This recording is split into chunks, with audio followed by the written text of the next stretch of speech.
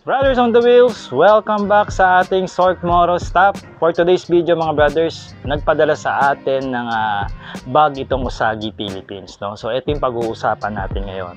So bali dalawang bags ito mga brothers, isang belt bag and also isang chest bag mga brothers. Ayan. So unahin natin itong belt bag mga brothers. Well anyway, pag sa motorsiklo kasi, pagdating sa mga bags, ang una ko kagad tinitignan dyan kung waterproof ba yung bag na gagamitin ko. And guess what mga brothers? Present yan dito sa Usagi na bag. Ayan, waterproof yung kanyang internal o yung pinakaloob. No? So ito, safe yung mga gamit natin kung ano yung ilalagay natin dito sa bag. Ayan, okay? No, tapos, syempre, yung pagkaka-build o yung pagkakagawa rito sa bag na to, napaka-pulido, no? Wala kang makikitang sobrang sinulid, no? Maganda yung tahi niya, no? And for the price, no? Napakasulit. Ayan, and also yung strap niya, hindi mo rin masasabing pipitsugin or ordinary, masasabi nating heavy duty, no? And also adjustable to, so any waistline o any laki ng iyong tiyan dito, kayang-kaya nitong ma-accommodate. Okay, pag-usapan natin kung ilan yung packets niya, no? O kung ano yung mga packets nito. So meron siyang tatlong packets mga brothers, isa dito sa likod, and dito yung pinaka-main storage ng bag, at meron siya ditong maliit na packet sa harapan. Unahin natin yung sa likod. Ayan. So dito sa likod, pwede mong paglagyan ng mga papeles. Ayan, nilagyan ko na nga So pwede mo siyang lagyan ng mga ORCR mo, at tulad nito, face mask. Yan. Yan ang pinaka parang recommended na ilagay dito, no? Sa gitna naman, meron siyang divider. Ayan, nandito rin yung etiketa niya. Yan, so pwede mong paglagyan ito siguro ng cellphone at saka wallet. Alright, so any laki ng cellphone, no? Kayang-kaya to. Baka nga tablet na 7 inches, kaya pang accommodate nitong bag na to, no? And also nandito rin yung adjustment niya. Halimbawa, malaki yung ilalagay mo, so pwede mo pa siyang i-adjust. Yan, meron siya ritong parang pinaka-strap pa. Yan. So isa nga lang dito yung kanyang zipper. Yan. Pero okay naman. Sa unang package naman mga brothers, okay naman siya. Ang pinaka-comment ko lang dito, hindi siya easy access kasi meron siyang dalawang strap, no? Pero advantages nito, safe yung mga ilalagay mong gamit. Ayan, bubuksan mo pa yung dalawang strap, and then open nun, meron ka rito parang easy access na bulsa, and then yung pinaka-bulsa sa unahan.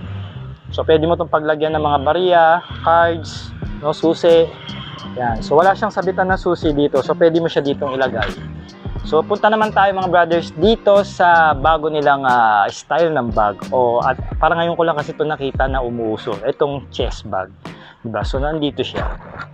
Ayan, no? Itong bag na to, I think mare-recommended ko siya para sa mga delivery rider, no? Sa mga nasa labas araw-araw, mga nagdi-deliver ng pagkain, nag-aangkas, mga ganon, sa ganong level ng trabaho. Kasi bakit kanyo mga brothers? Pwede nyo ilagay dito yung cellphone nyo sa unahan, no?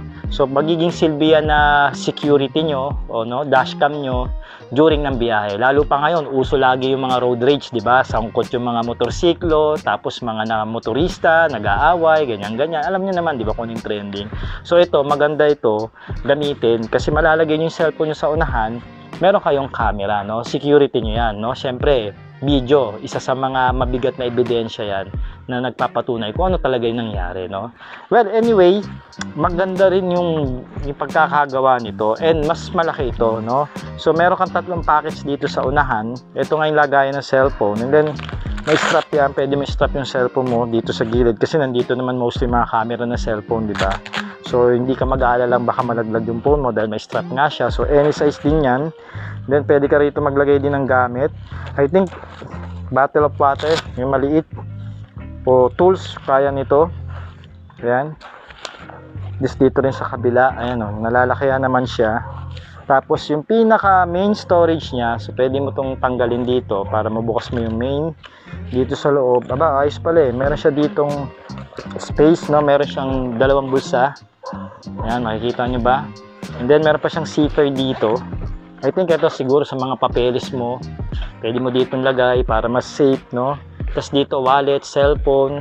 Tapos pwede ka pa rito maglagay siguro ng bote ng tubig o may iba ka pang paglalagyan, pwede, no? Yun. Sa likod, wala na siyang pockets, no? Ang pinaka lang dito, yung parang breathable na honeycomb ang dating. So, halimbawa, ang pinagpapawisan dito, nakakahinga pa rin yung dibdib natin, no? So, at saka hindi siya basta-basta malalagyan ng pawis. Yun naman yung kagandahan. Tapos sa strap, same pa rin, no? Heavy duty yung strap niya. Then may sabitan din ng keys. Ito, sigurado sa mga susian natin to, yung mga may hook. And then adjustable to, so any laki ng dibdib, kahit mga babae magsusuot nito, pwede dahil adjustable nga siya.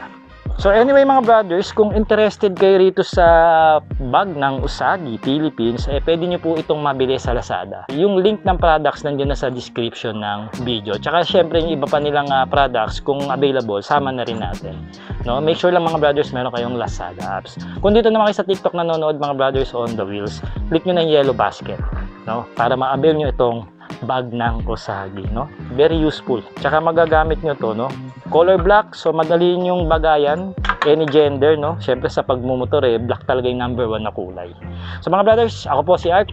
Maraming salamat po and happy shopping. Cheers!